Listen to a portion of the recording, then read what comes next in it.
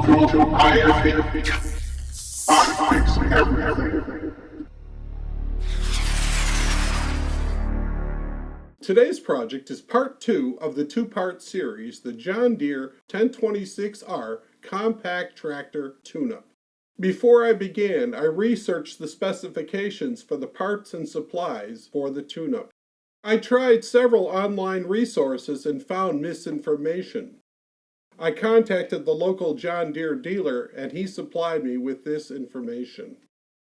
I ordered the parts, supplies, and tools from many online and local resources. I stored them in this case so that when the job began, it would streamline the process. Consider yourself a keen observer if you noticed the Bosch spark plugs in the Kohler engine oil and thought, that's not for a diesel engine. You are correct. That's for an upcoming video, a John Deere Z925 zero-turn tune-up. Let's begin today's video with the engine oil and filter. I have often found diesel engine oil to be tar black during oil changes. This leads to a fresh oil change looking contaminated rather quickly. I'm going to add liquid moly engine flush to scrub the crankcase clean. To enhance the performance of the liquid moly, I'm going to drain the crankcase and remove and drain the oil filter. Then I will reinstall the oil filter and fill the crankcase with 10W30 conventional motor oil. This will give me a baseline that I can use to evaluate the performance of the liquid moly. For those of you who have not seen part 1, you'll need to remove the mower deck to allow room to place an oil draining pan beneath the drain plug. The engine holds 2.9 quarts, so a small container will suffice. Imagine my surprise when I read that I needed to raise the hood and remove the side panel to remove the oil filter. We can both see it's clearly accessible below the side panel. I bought the oil filter wrench to match the factory oil filter. Yes, I'm cheating. I used a long extension to access the oil filter. But I got a surprise. The Yanmar original equipment oil filter is not the same as the John Deere replacement. So I had to move on to plan B. Open the hood and remove the side panel. The panel is held in place with a single bolt and a set of sliding catches. You'll need 2 tools to loosen the nut. With the bolt removed, grip the upper edge of the panel and slide it backwards to disengage the catches. There are 2 catches at the front and 2 at the back. To prevent the panel from being scratched or stepped on, I found it convenient to store it between the seat back and the roll bar. My next step was to clean the fuse box cavity of leaves and debris. To allow more clearance and to prevent damage, remove the oil dipstick prior to removing the filter. I used a universal strap wrench to remove the OEM oil filter. A pair of oil filter pliers could also be used to remove the oil filter. I drained and reinstalled the engine oil filter. I reinstalled the drain plug. John Deere does not provide torque specifications. The instructions say, install drain plug, do not over-tighten. I filled the engine with 10W30 conventional motor oil. It holds approximately 2.9 quarts. I considered it a small investment to improve the engine cleaning. I used the convenient liquid moly shooter. It's designed for all 4-cycle engines up to 0.5 gallons. The Yanmar diesel has 2 oil filler ports. They both perform the same. I used the top port. Remove the funnel and reinstall the oil cap prior to starting the engine. Because motor flush requires the engine to reach operating temperature, I decided to test the coolant before running the engine. I'm using a coolant refractometer to get an accurate measurement. Remove the radiator cap and using the pipette provided, remove a sample of the coolant. Place 1 drop of coolant on the angled lens. Fold the cover to disperse it across the surface. Hold it up to the light and read the scale at the horizon line. The filter screen is obscuring the radiator drain. It must be raised up or removed. Place a large pan near the front axle to catch the coolant. I removed the battery vent hose from the pan to allow the coolant to drain. I reinstalled the drain plug and filled the radiator with clear water. Next, I reinstalled the radiator cap and turned my attention to the motor flush. Start the engine, allow it to idle for 10 minutes while you monitor the coolant temperature sensor.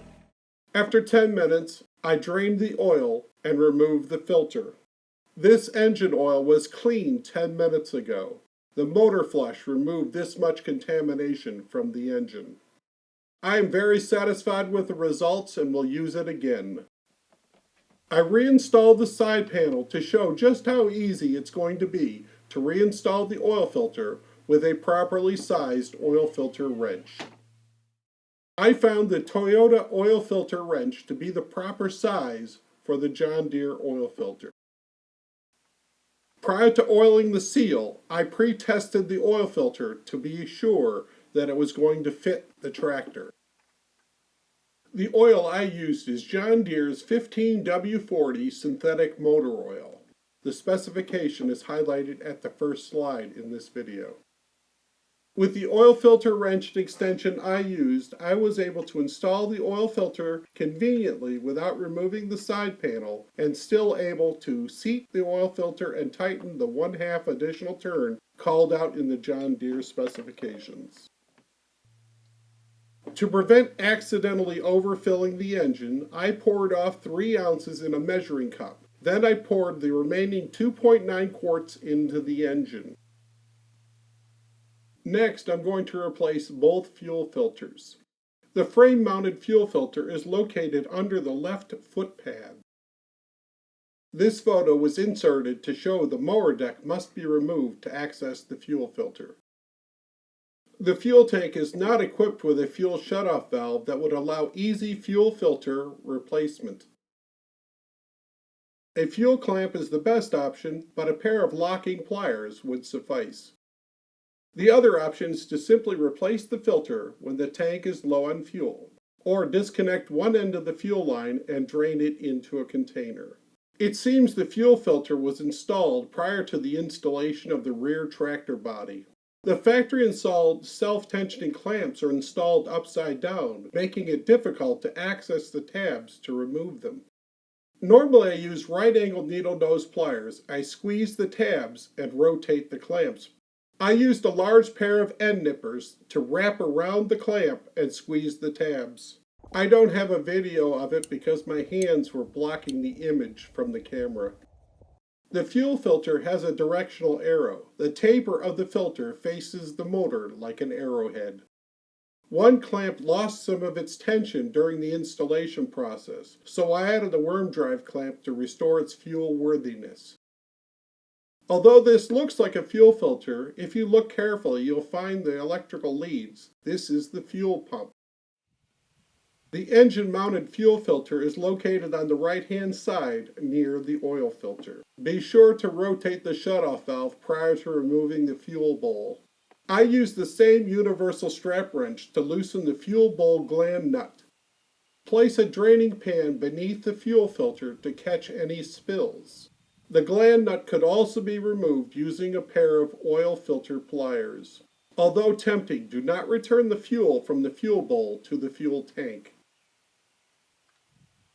This small quantity of diesel fuel could be used for cleaning oily parts. Be sure to reinstall the sealing spring below the fuel filter.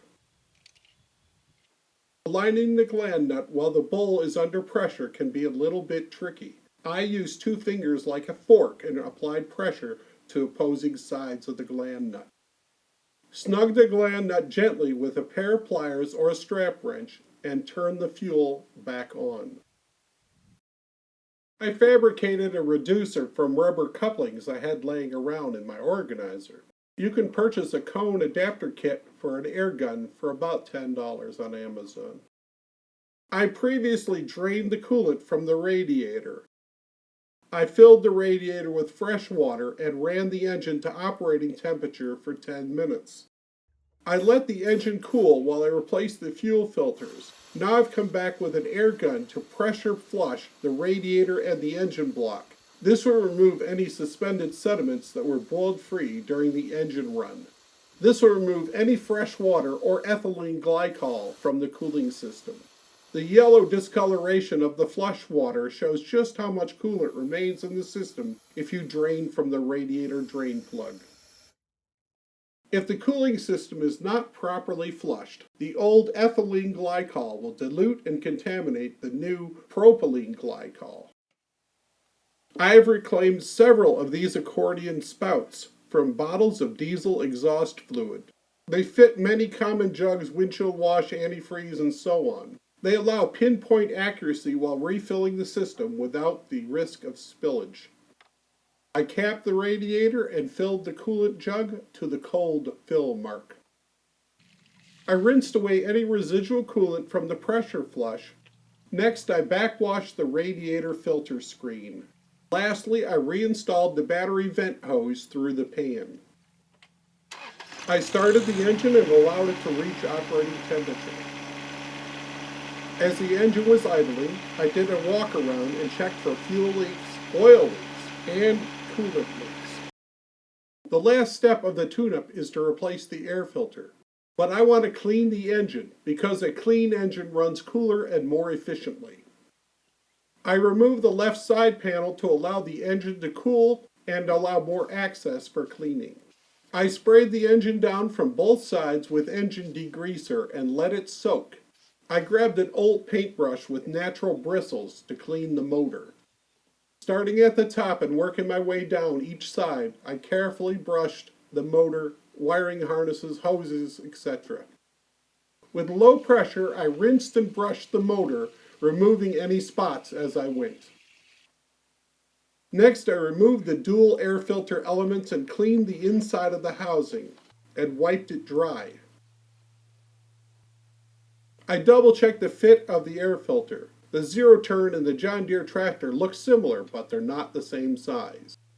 The outer filter really shows its age.